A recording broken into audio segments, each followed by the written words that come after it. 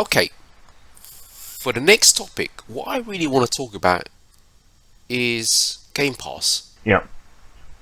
Can anybody really run Game Pass at a profit? Is it a loss lead or just a loss? Yeah. Now, what provoked this was another podcast where AJ rightfully asked, we know the narrative, but has anybody tried to basically qualify or quantify it? Not really. And I'm not even sure that I've even done that here. Yeah. But I took the information that I had and I tried to kind of draw some reasonable conclusions from it. So, what is this really about? Well, Xbox Game Pass is deemed as a loss lead strategy. We've heard the narrative, we've heard it plenty of times before. But what facts do we really have to evidence this? Yeah. I've not seen many apart from saying we're using our common sense. Yeah. Yeah. Does Sony have the financial muscle or appetite to deliver a similar service? And again, we've assumed no, because obviously Microsoft are a much bigger company. Yeah. But without knowing the numbers and the motivation and the strategy, no one's really going to know. Now, a definition I think we should be clear on. A loss leader strategy involves selling a product at a price that is not profitable, but is sold to attract new customers or sell the other products. Yeah. Based on what we think, Xbox Game Pass is exactly that. However, what I will also say is, isn't that historically how we've always sold consoles? So keep that thought in mind now. Yeah. Because I'm going to show you some numbers that are quite interesting. Yeah. Let's roll into it. At the moment, we know Xbox as a business is on the up. And their Xbox business actually sits under this categorization when you look at their financial reports. It's called more personal computing. Yeah, more personal computing. Now, what we know right now is that Xbox content and services revenue has increased 23%. And I'm taking this from the last financial report. Yeah.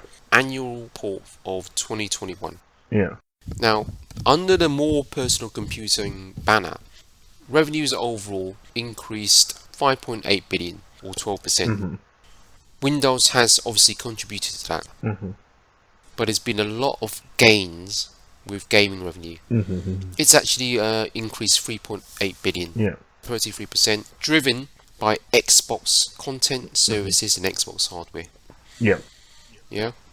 And if you look at some of the numbers from that annual report, you'll see the numbers for more personal computing.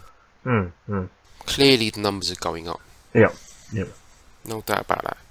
So we can take from that the Xbox and the Microsoft gaming business is definitely on the rise. It's doing well. So the strategy so far doesn't seem flawed. So now we get to the question. Game Pass, how much does it cost to run? And I still have to say, dunno. What I did do, however, I picked up upon this piece of information. It's called the cost of revenue. And the term cost of revenue refers to total cost of manufacturing delivering a product or service to consumers. So you might say Game Pass falls under that. And they have said revenue and costs are directly attributed to other segments. However, due to the integrated structure of the business, certain revenues recognizing costs incurred by one segment may benefit other segments. That's what they've said in their financial report. And what that really says is that we're not giving you a breakdown. And basically, we're a very integrated organization. We're very integrated. Yeah. But if you look at the cost of revenue in the numbers, you're seeing it go up. Year on year, you're seeing it go up. Okay. With that said, we're not absolutely clear how much Game Pass takes to run. We do know the cost of revenue is on the rise, and it's not a small number. I believe it's in billions, not millions. So, what do we have? And I've said here, a silent Sony too busy counting money. When it's all said and done, they are still doing extremely well. Mm. And I took numbers from, again, their financial results. Yeah. Yeah. Basically, for the fourth quarter ending March 31st, 2022. Yeah. Looking at it, they're still doing extremely well. Mm. But I'm going to draw your attention to some numbers. Yeah. First of all, hardware. Mm. 589 million yen. Yeah. Have I got that right? 589,000 million yen. Yeah, that's it. Yeah? Right, that's hardware for the full year. Okay? Game software. 1.5 millions of yen. Yeah. I hope I'm going to say that right, yeah? So what do you take from that? You take that, the money they get from games software sales is almost triple. Yeah. Just below triple that of hardware sales. Yeah. And that's probably a pretty good number. Yeah, and this is Sony we're talking about. And this was revenue, yeah? This was just sales revenue. Yeah. A sales breakdown. Yeah. That's interesting. Yeah, not the net. Yeah. Effectively. Yeah. Now, taking it one step further, and this is a bit of information we need to keep in mind, yeah? Physical software, 128,000 millions of yen. Digital software, 570,000 millions of yen. That's digital software sales. Yeah. So complete games and software. But it's the part that's going to blow your mind. Add-on content, 853,000 millions of yen. Yeah. But I think that's the problem with that number, and it depends on their what's included in it. But I think their Final Fantasy 14 subscriptions are all in there. But keep that in mind for some other things that we're going to talk about. So we've got those numbers. We also know that PlayStation Plus is hovering around the 48 to 47 million mark. But they have also 100 million plus active users. Yeah. Active users. It just so happens that about less than 50% of those guys are paying for PlayStation Plus. So those are numbers to keep in mind. Yeah.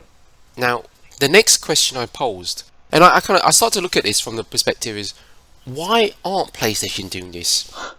Yeah. Why aren't they doing this? Because I couldn't tell from Xbox and Microsoft numbers how much Game Pass fundamentally took to run. Because the financial reporting was not breaking it down in a way that you could see that. Yeah. So the other angle to take it was, why is Sony not doing the same thing? Yeah. So obviously, we've got the first set of numbers we talked about, but then this other slide in the financial report was quite interesting. What I saw was a breakdown of their first-party games over a number of years, not just the 1 year, not the current financial year, a number of years. So what that said to me is, their first-party game sales and 2 degrees second-party are super important. Because if you're willing to put that in a financial report at this level, that means it's super important. Yeah. And when you look at it, Horizon Zero Dawn is, at the time of this report, shipped 20 million, and this is sell-through. You have God of War, close to 20 million also. Yeah. These are significant numbers. Even Spider-Man Miles Morales, which are split between PlayStation 4 and 5, 6.5 million units. For that. Obviously, there's some smaller numbers like Demon Souls and Ratchet and Clank Rift Apart. That is just PlayStation 5. One other thing to point out is that not everyone likes Game Pass. So, Take-Two Interactive CEO Zelnick is not really for Game Pass. He basically openly said it doesn't make sense to us, economically speaking, because we don't think consumers are prepared to pay for that. Why would they? He's right. I mean, for most companies, it would mean turning their business model upside down. And what he said was quite interesting. So there's always an intersection between what the consumer wants and what the publisher is able to do. And it doesn't make sense to do that for the frontline properties, in our opinion. I think Sony minimally agrees with us because they've said so. Yeah.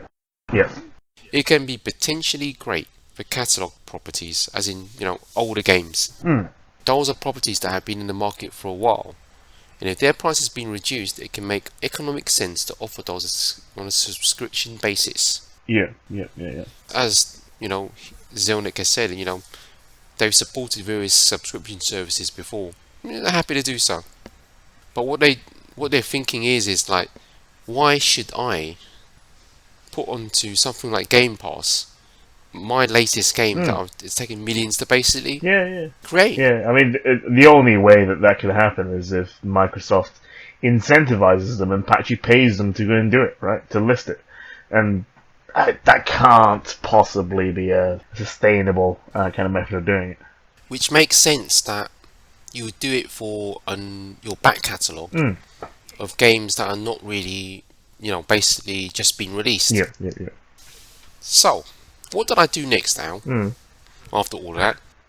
Well, I said, what if Sony wanted to do, like for the Game Pass service? And I decided to do a rough calculation using, Sony's AAA titles as an anchor.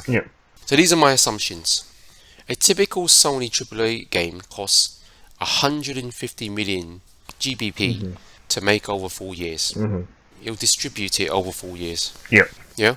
The digital versus physical sales split is 75% digital, 25% physical. For physical sales, Sony makes 70% of the game sale because the 30% goes to the, obviously the game store, whoever is basically stocking it. For digital sales, PSN, Sony makes 100% of the game sale. Yeah. A majority of the game sales are done in the first 4 years from the data release. I think that's what they're trying to convey in the financial report as well. Now, I'm assuming that any Game Pass-like service will cost 250 million GBP per year to run. That's operational costs. We're not accounting for users stopping and starting a subscription. We're not accounting for big exclusive deals, i.e. like what Sony are doing for Final Fantasy. And we're capping second and third party as making 20 million GBP per year, approximately. And I'm basing that on sales of 300k at 70 GBP per game. And again, we're not accounting for the 30% take from third party games lost if they go day in, day. Now, bundling that all together, if Sony were to give 4 AAA PlayStation games per year, I think this costs them about 1 billion.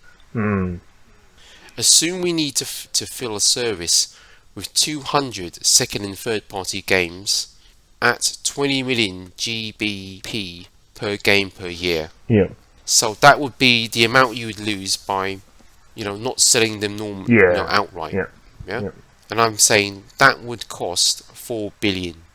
Operational cost to run the service, I decided to call it, $500 million course of the year. And so the rough total is 5.5 billion GBP required per year. Just doing this rough calculation. Yeah? It's a rough total. That's a bloody lot of money. Yeah? Yes, indeed. Now, in order for Sony to get close to breaking even, all 47 million PS Plus Essential subscribers need to be in that middle tier. So it's 47 million times 99.99 pounds. And that equals 4.7 billion. So you're still short. Okay? But really, the conclusion I drew of this is not so much, is it a lost lead? Is it something that you can do? It's really that one of the biggest reasons not to do it is you're just making less money. Ultimately, Sony are making too much money from these games to ever want to do this. So it's a question of model. It's a question of missed profits. Yeah, not necessarily, going through the loss lead, part of it. Mm. So, basically, what's up for discussion? Is Game Pass the service that gamers deserve? Well, it's still not clear how much Game Pass is to operate. Microsoft are not being transparent. Yeah. Now, Xbox is clearly a thriving games business. Their content and services model is clearly working. However, Sony seem to care a lot more about their first and second party games. Ultimately, it's part of their financial reports. Yeah. And if they had a choice, they would clearly want to continue their current model. No doubt about that. Sony equally are reporting that digital content is a big money generator. It's 30% more than just digital software sales. Yeah. And based on this, is live service games the PlayStation future? This is why I kind of looked at that content when I thought, content, live service game. Yeah? Yep. So they're seeing these numbers, Al. They're seeing these numbers. Yep. The other thing that I kind of realised is that we've naturally assumed that a day-and-date service like Game Pass is actually the winning formula. Yeah. Yeah? It's one winning formula. It's not the only winning formula. Yeah. And that would say, like, well, why can't different business models coexist in the game industry? Why not? Yeah? And we know that gamers don't consume games in the same way as people consume video or music content. Yeah, for one thing. Yeah. Time investment's different. The level of engagement's different. Yeah. Yeah. Round it off and say, like, it's a day-and-date service for the hardcore or casual gamer. And the reason I said this is that I start to think about how people consume games. And I kind of thought to myself, if you've been given all this content as part of the service, does it really speak to the hardcore? There's nothing definite about that. I started to think it doesn't actually speak to the hardcore. What it actually speaks to is kind of more casual. Yeah. Because the hardcore will buy the game no matter what. Yeah. I think that's the thing, right? So the way you benefit the most out of these things is a casual group of gamers that wouldn't get all this stuff on necessarily of day one, and it would trickle through to them in this method. And if they've got family members that they're going with as well, then it makes a huge amount of sense for the casual gamer. Definitely. Now, let's think about this. Is Game Pass a loss lead business? Will it ever be profitable? It's difficult to say, right, based on some of the numbers. Yes. Yeah. Now, I think Microsoft could sustain it. I think, based on what I've seen, I think absolutely could sustain it. Sony put too much cachet on their kind of first party and second party games. So I don't think that's not what they want. Yeah. That's quite clear, to me now. If you think about it, companies are there to make money. They really don't care most of the time how. Yeah. So that makes me kind of think that, you know what? I think that they won't go down the full-on Game Pass route. They just won't. Yeah. Their first-party games are making too much money for them. Yeah, it wouldn't make any sense. Yeah. Sony not doing this, not going down this route, is not because they can't sustain it. It's because the smaller profit margins it might mean. And I think, for me, that seems to be the cold reality of it. Yeah. And, certain assumptions that Game Pass is basically, that's the only model we can take. That's the only way to do this. So not necessarily true. Yeah, there's definitely, but again, I think we discussed it before. The way they need to get to eventually is also similar to what Sky does with their movie services and stuff, right? You pay for essentially services and subscriptions are things that you want to look for. But that's not to say that Sky and the Sky subscription service is the way forward, because they also need to adapt their model, and obviously they're a very competitive market on especially a lot of their stuff that they're doing. Yep, correct. So, it's a very interesting discussion. I mean, I think for me it led to basically me thinking about, what does Sony actually want for their business? I mean, we're making the assumption that Game Pass is actually super expensive to run, in that really it's a loss lead. But the reality is that we can't be 100% sure. there are also, other factors here that people are just assuming that Game Pass is the winning formula. Why? I mean, only because it looks too good to be true, and this is the problem, right? And then it's just like, well, if that is the case, it's typically a scam, and it's not going to last, right? But potentially. I mean, in order for it to last, right, the numbers got to go up, or the subscription prices got to go up, or both. Yep. This is why I honestly starting to believe now. This is why Sony are looking at a live service products. Yeah. Because they actually don't want to change their model. I kind of strongly believe they want to extend it. Yeah. To include other things like the PC. Like live service games. Yeah. That's what they want. Okay, Al. With that all said, I think it's time to move on to the next topic.